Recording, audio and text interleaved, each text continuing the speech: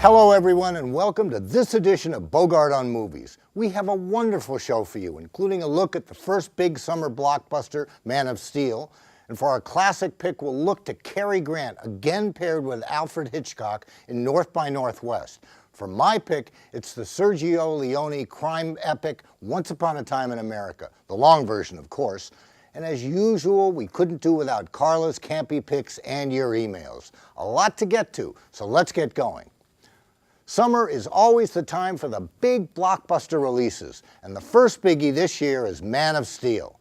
I'll tell you right now, I am a Superman nut. I know the history. I had tons of Superman comics. Remember, they cost 10 cents, then they went up to 12 cents, and this movie is essentially supposed to be the history of Superman from the beginning, as created by Joe Shuster and Jerry Siegel back in the 1930s.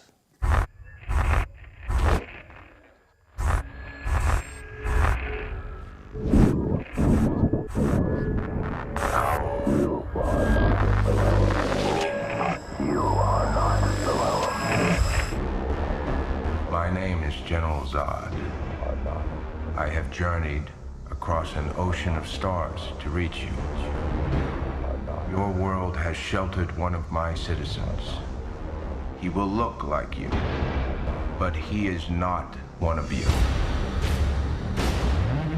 To those of you who know of his location, the fate of your planet rests in your hands.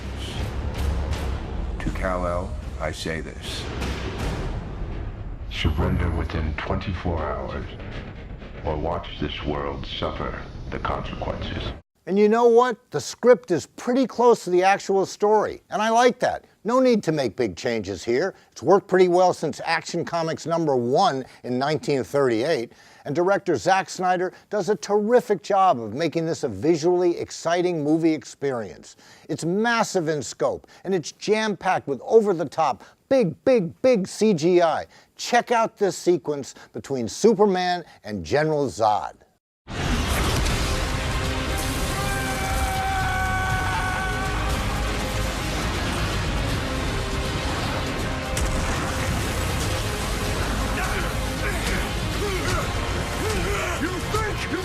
My mother!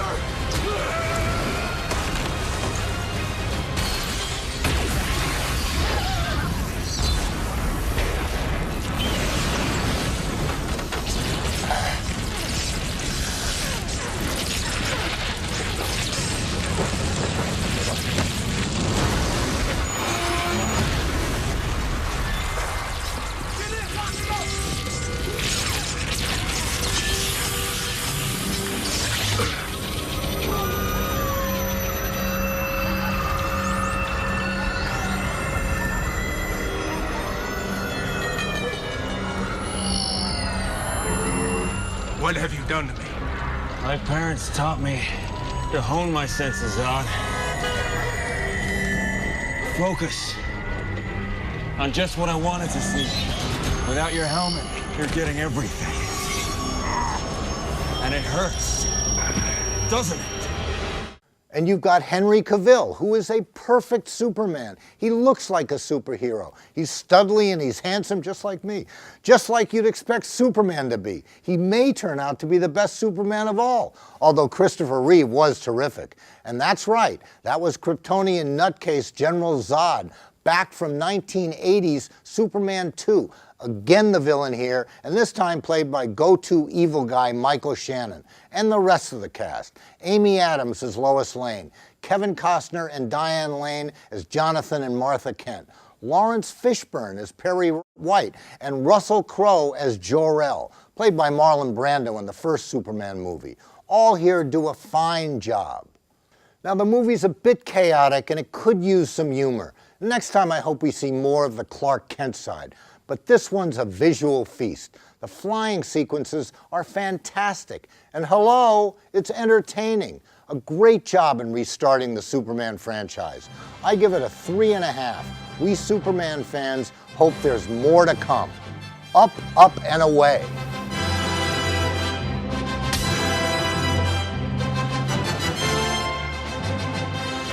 Okay, I'm back. Next, we turn to the Seth Rogen comedy extravaganza, This Is the End.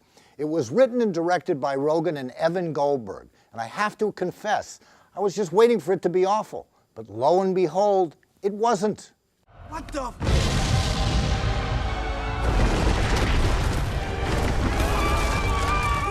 on, get out! Greg! It's too late for you. You're already in the hole. Damn it! Get off me, see? Urging people to stay in their homes right now.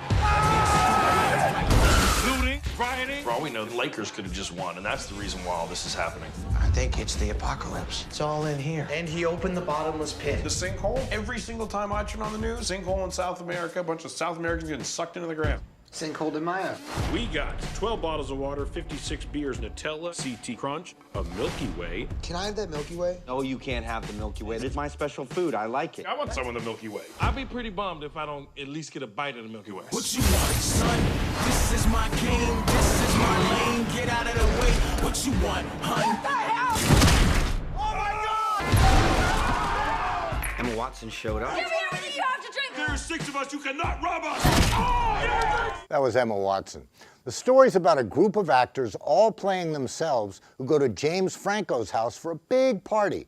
And they're trapped there as they witness the beginning of the end of the world. The movie is outrageous. It's full of over-the-top, gross-out humor and gross-out horror. But it all works. It's funny. Hell, you've even got actors making fun of actors. How bad can that be? The biggest earthquake to ever hit Los This is urging people to stay in their homes right now, and also reports of looting and rioting are spreading across the city. Police are pretty much outnumbered as people are turning to one another. Martial law has now been declared. Air Force One has gone down.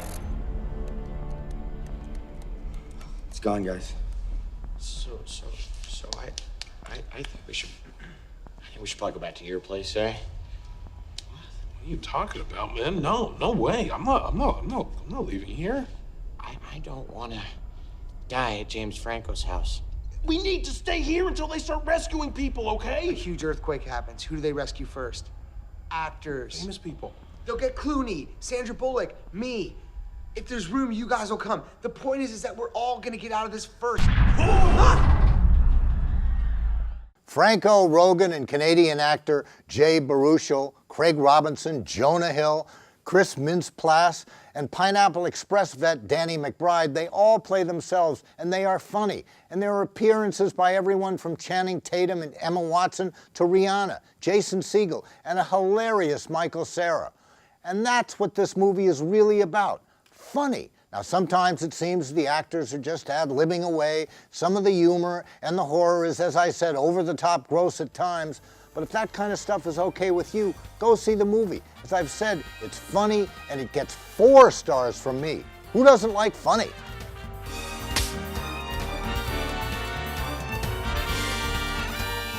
And for our final new movie this week, Thursday night was Carla's Choice, and we went to the quirky black and white, yes, I said black and white, coming-of-age comedy drama, Frances Ha.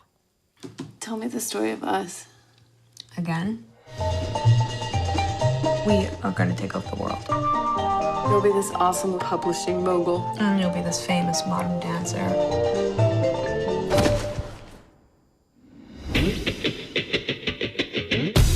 Have you ever done where you play fight? I don't want to.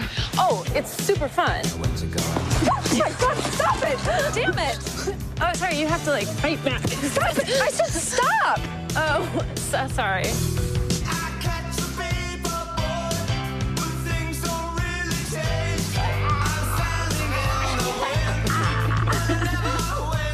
I asked you to move in with me. You said no. But I can't. You can. You don't want to.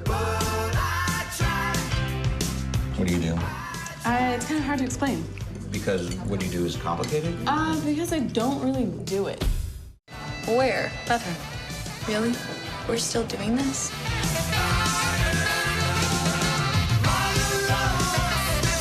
Sometimes it's good to do what you're supposed to do when you're supposed to do it.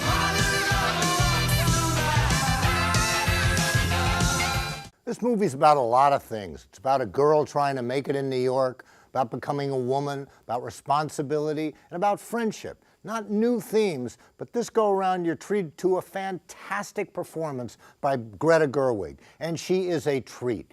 She makes Frances so engaging, you can't help but be drawn to this girl. She is so real and so unfettered. Just terrific. It's worth it to see the movie, just see how good she is. Add in talented director Noah Baumbach, who co-wrote the screenplay with Gerwig, and you get a wonderful movie with a kind of Woody Allen feel. Motorcycles are so loud. What? I mean, you can't listen to music when you're on a motorcycle. When you're on a motorcycle? Check it, this is me with Jay Leno. He's such a... I know, but don't you just love him? Oh. No. Yes. No. Yeah, no. Yes. I'm the one with the tax rebate. Can I take it? Fine. Just because you bought dinner doesn't mean I'm gonna sleep with you. I'm not trying to sleep with you.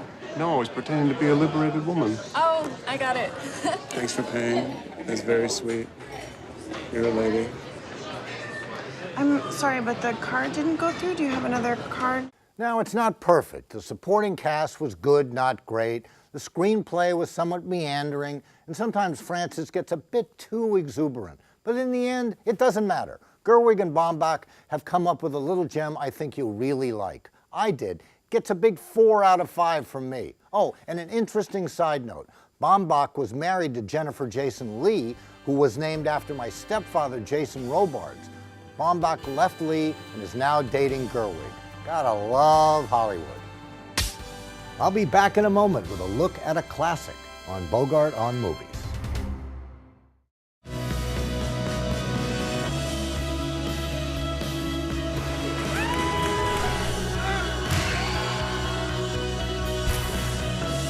It's an exciting time, but it's just the beginning.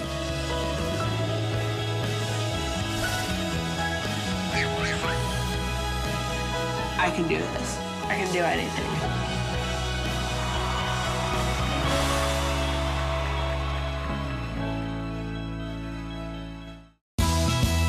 This summer, PBS is the place for mystery. An English woman has disappeared from the train. I'm a good detective. A single drop can kill a man within seconds. For discovery. The relics appear to be those of the Buddha himself. And for celebration. You are a party crowd, aren't you? All year long, support the one place that can take you any place.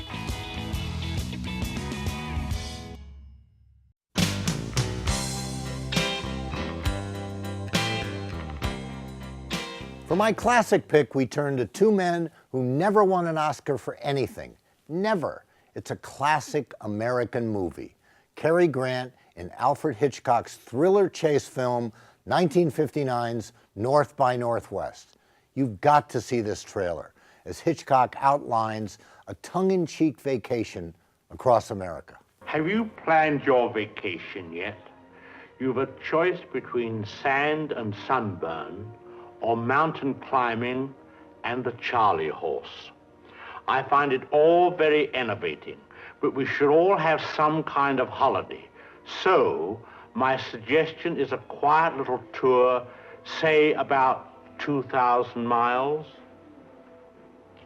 I have just made a motion picture, North by Northwest, to show you some of these delights.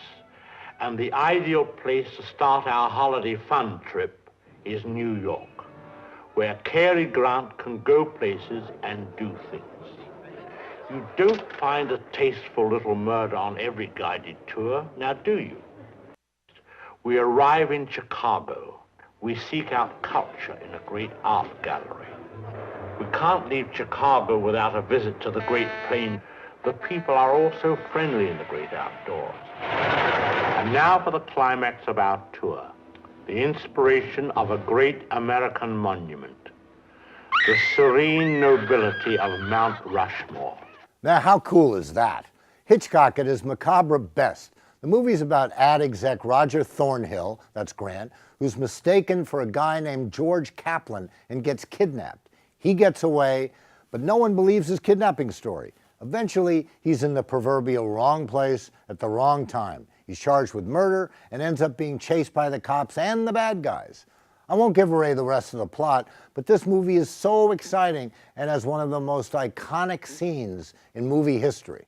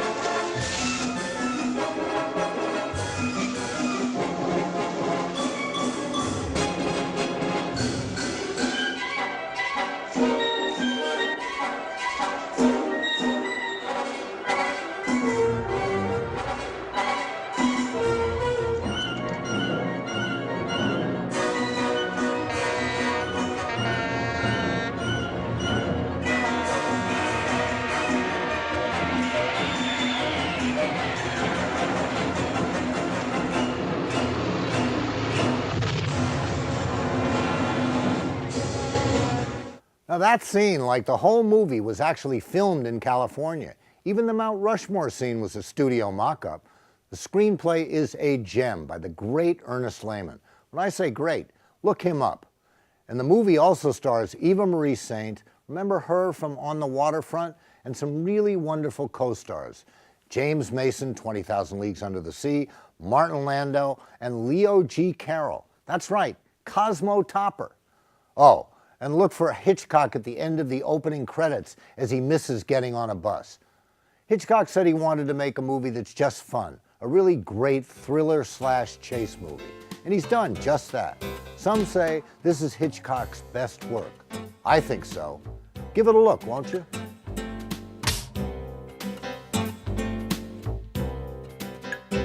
Now it's time to dip into the Bogart on Movies mailbox. Tom in Vero Beach writes, the other day you said Will Smith was terrible in his most recent movie, After Earth. He was, which you also called one of the worst movies ever made. It was.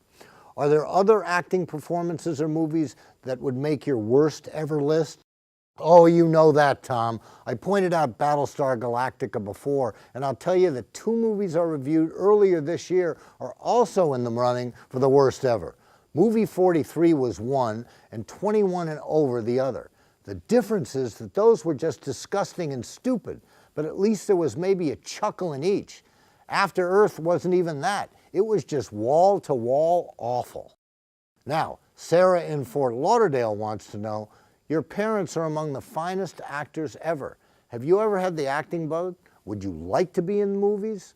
Sarah, I was in 2 plays in my much younger years. I played Bianca in Taming of the Shrew in grade school, and then General Snippet in The Mouse That Roared in high school. I was awful. I couldn't act. I would have given myself a 0 for those performances. So no, I never got the acting bug. Can you imagine being compared to Humphrey Bogart? No thanks.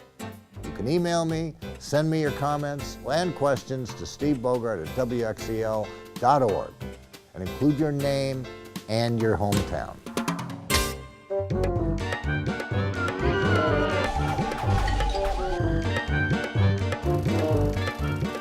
Carla this week looks at one of Hollywood's truly bad taste, bad idea, actually painful films, The Terror of Tiny Town. It was made back in 1938. Talk about exploitation. The trailer and film excerpts say it all. Ladies and gentlemen and children of all ages, we're going to present for your approval a novelty picture with an all-midget cast, the first of its kind ever to be produced. I'm told that it has everything. That is, everything that a Western should have. It's a soul-stirring drama, a searing saga of the sagebrush, and it's called The Terror of Tiny Town. But I must caution you not to take it too seriously. This picture Hey, mister, come down here. I want to talk to you. Pardon me. Excuse me, there's a slight correction. You mean it is serious? Sure, it's serious. I'm the hero. After this picture's out, I'll be the biggest cowboy star in Hollywood. Wait a minute. A star in Hollywood. Who are you? Well, who are you? I'm the villain. Who did that? The applause is okay. But who laughed? I'm the toughest hombre that ever threw lead. And I ain't afraid of the biggest one of you. I'm the terror of Tiny Town. And that's the star part. That's what you think. Yeah, that's just what I think. Wait a minute, man, wait a minute. We'll see. Let's go through the picture. That's a swell idea. Let's go through with the picture.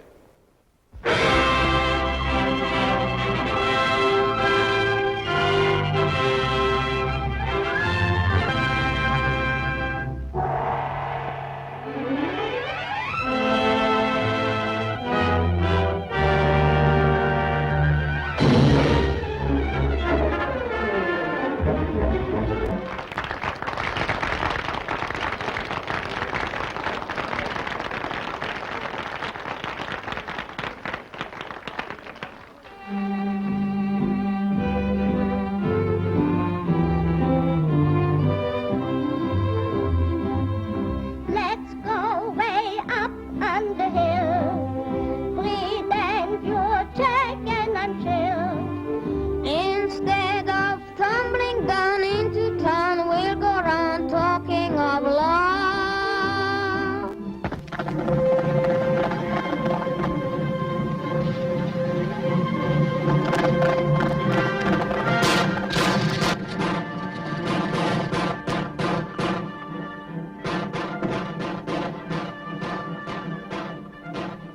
Sounds like trouble. Come on, then.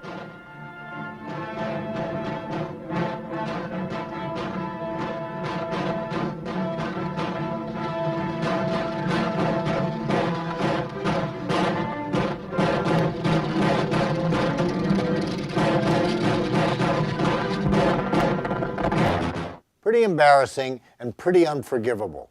We've all come a long way, thankfully, since then.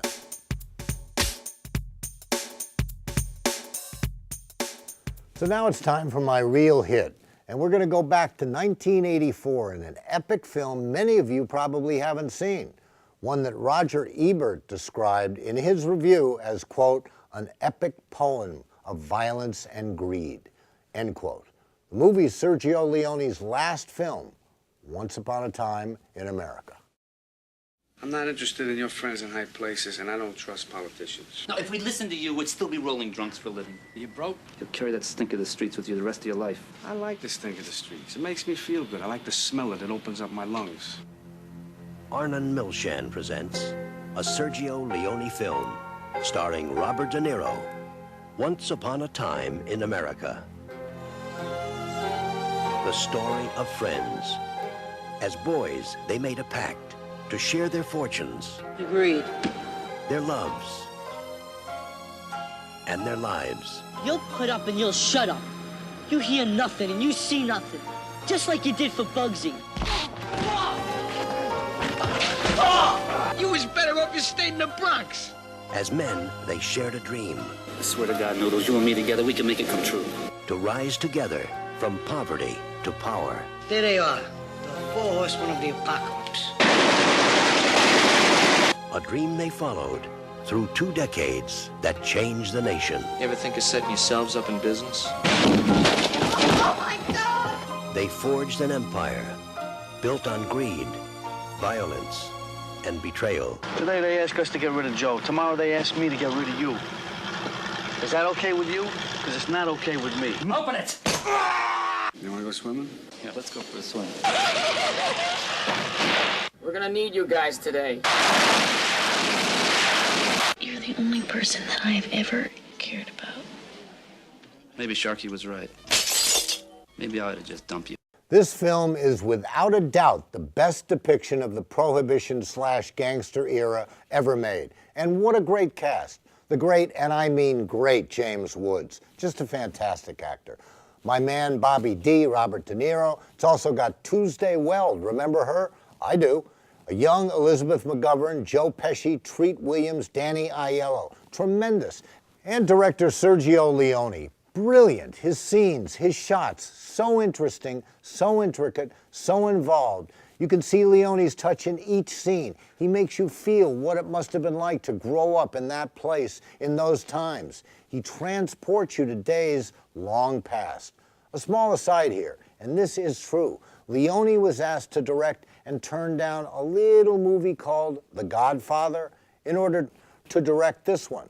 Francis Ford Coppola owes him big time. Now, this movie's very long, 229 minutes. There's a shorter cut of a little over 2 hours, but it's just butchered and it stinks. You don't have to watch it in one sitting. Watch it over a couple of days. That's what I did a couple of months ago, and it's well worth it. So, until next time.